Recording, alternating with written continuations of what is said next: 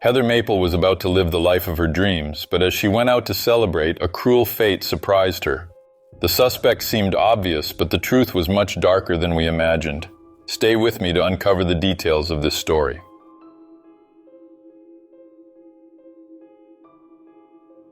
Heather Nicole Maples was born on August 23, 1992 in Ocala, a city with a population of just over 55,000, located in Marion County, Florida. She was the only child of Darren and Jennifer Maples. Heather's childhood was described as normal. She spent part of it in her hometown of Ocala, but a few years later her family moved to Royce City, a small town with just over 7,000 residents in the state of Texas. As a child, Heather was energetic and always on the move. She loved to play all the time, just like most kids.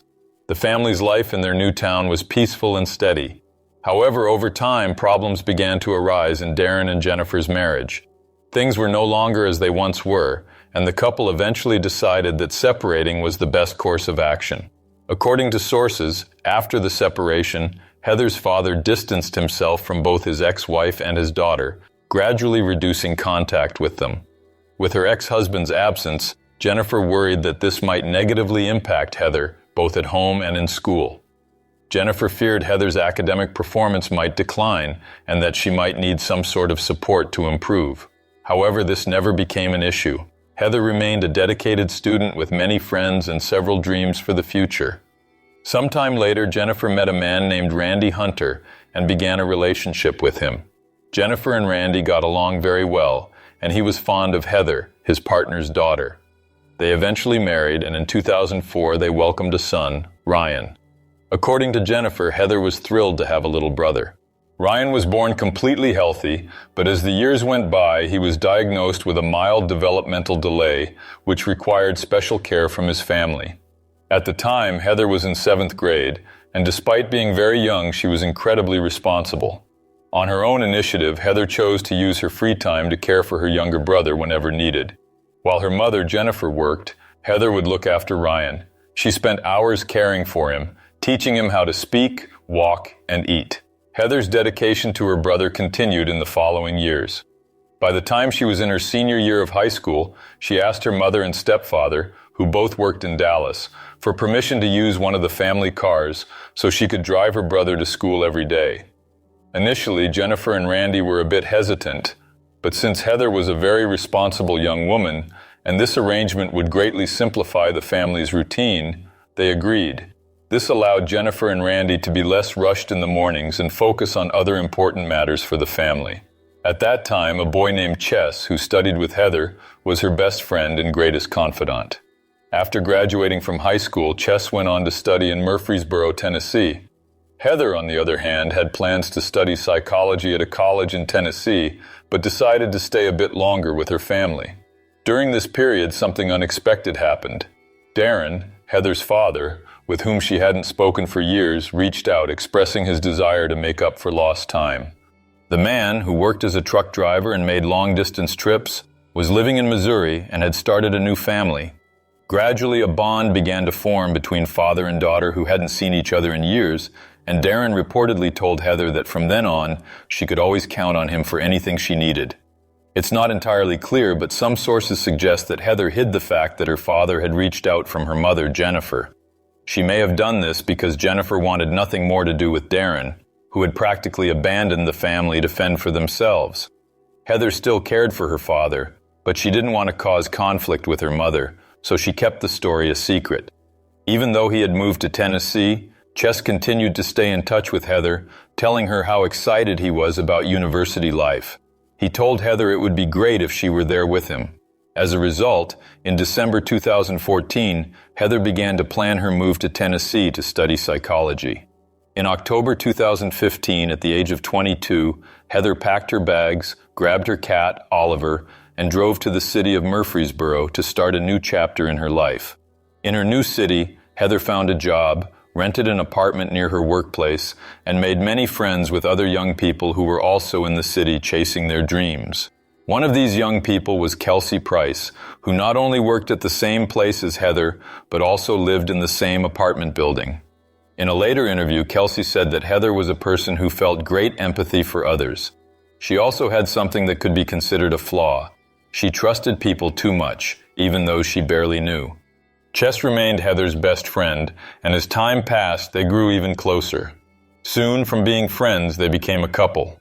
The first few months of their relationship, like most relationships, were normal.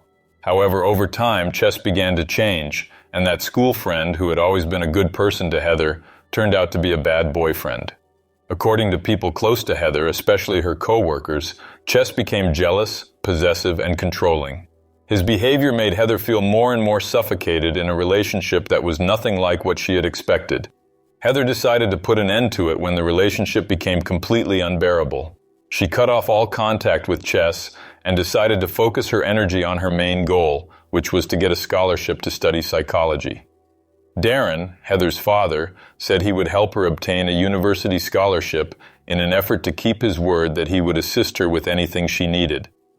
Shortly after ending things with Chess, Heather met a man named Brandon Richmond Bowling. Brandon was from Collierville, Tennessee. He had been adopted by a woman named Patricia when he was just a baby. According to sources, Brandon was an excellent student in high school and had stood out for his skills in American football. After finishing high school, he enrolled in university and balanced his studies with working at a local restaurant. In 2012, Brandon ran into legal trouble. He was accused of public disturbance after drinking a large amount of alcohol and bothering some people. After that, Brandon had no further legal issues, and there was nothing indicating that he was a violent person. In 2015, Brandon was in his last year of university and had a good job as a manager at a local restaurant. According to sources, Heather and Brandon first made contact through social media. They exchanged a few messages and then arranged to meet up. It is said that before the events that led to this case, Heather and Brandon went out 2 or 3 times. Also in 2015, Heather received news that made her very happy. She had finally been accepted into the university to study psychology. Heather was extremely happy, and one of the first things she did was share the news with her mother and stepfather, who were also very happy for her.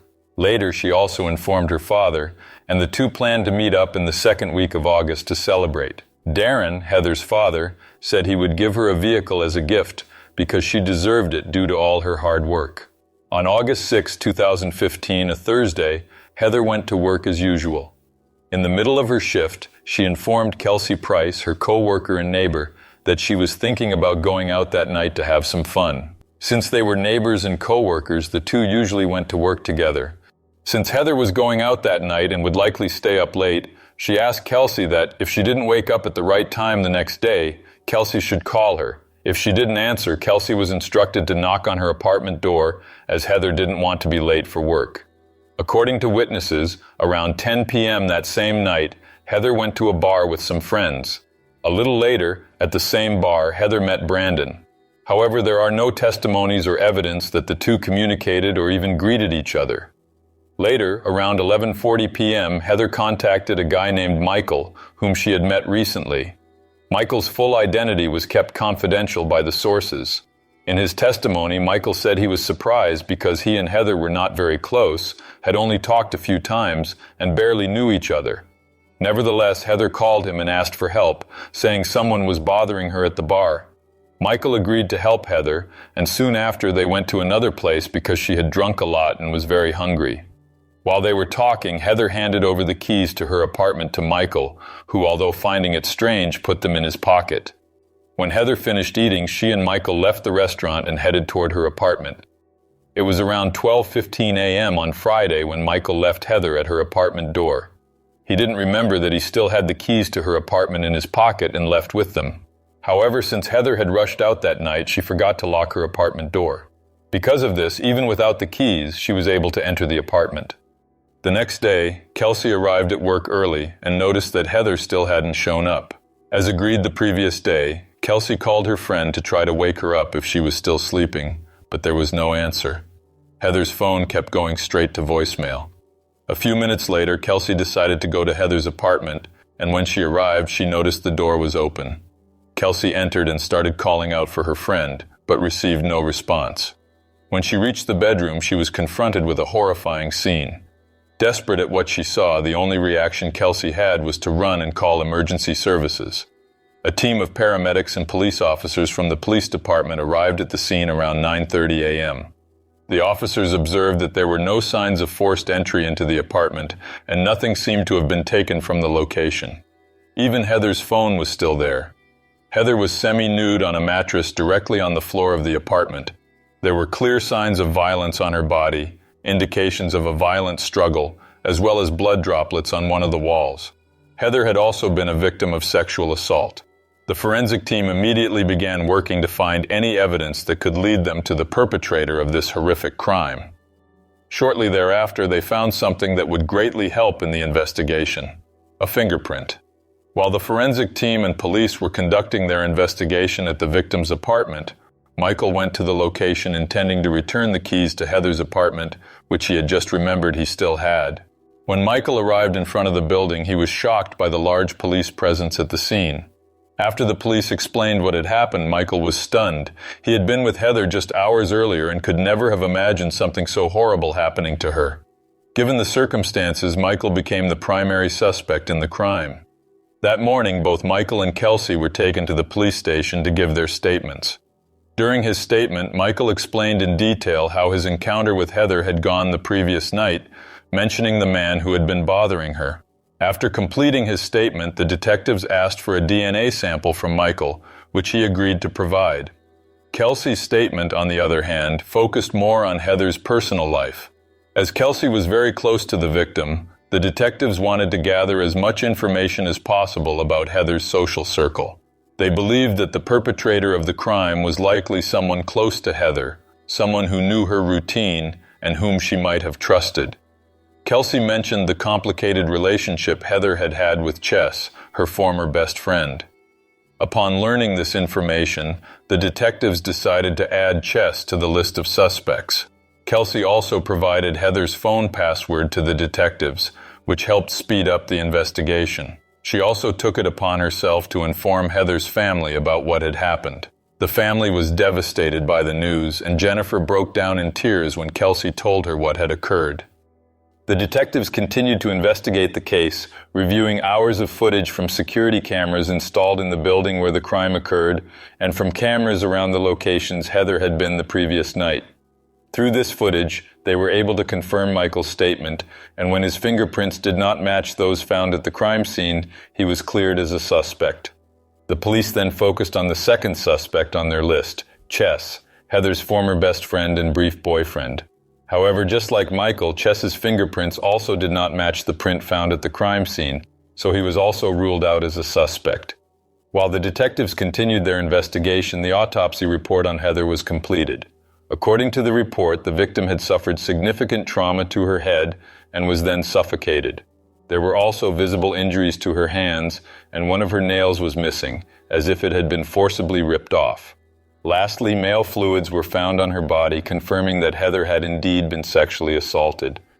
Since Michael and Chess, who were the main suspects in the crime, had been cleared, the police decided to take the fingerprint and DNA obtained from the fluids found on Heather's body and upload them to the National Police Database. About a week and a half later, the police received a call from the Tennessee Forensic Investigations Laboratory informing them that they had found a match for the fingerprint found at the crime scene. The fingerprint belonged to Brandon Richmond Bowling. The police quickly contacted him and asked him to come to the police department for questioning.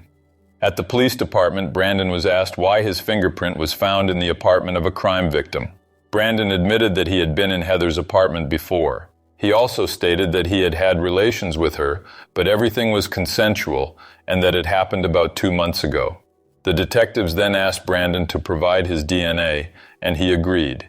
At this point, Brandon was the primary suspect in the crime, and due to the police noticing his nervousness during the interrogation, they decided to detain him until the DNA analysis results were ready.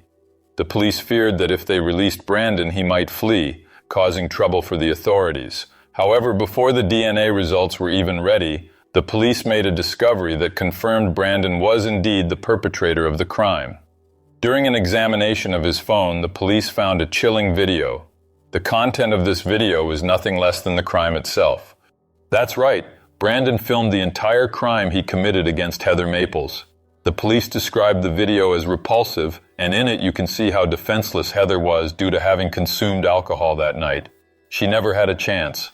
This video alone was enough to secure Brandon's conviction, but a few days later, the results of the DNA analysis came back, and the DNA found at the crime scene matched Brandon's DNA. Despite all this, Brandon pleaded innocence and refused to confess to what he had done. At the defendant's first hearing, the judge overseeing the case warned everyone about how shocking the crime scene photos were, as well as the video Brandon had recorded committing the act. At the end of the session, Brandon pleaded not guilty, and the prosecution announced its intention to request a life sentence without the possibility of parole. The trial for the defendant was scheduled to begin in June 2018. However, after negotiations with the prosecution, Brandon decided to plead guilty to the crime in February 2018. Thus, during the sentencing hearing, Brandon Richmond Bowling was sentenced to 55 years in prison. He could apply for parole only after serving 40 years of his sentence.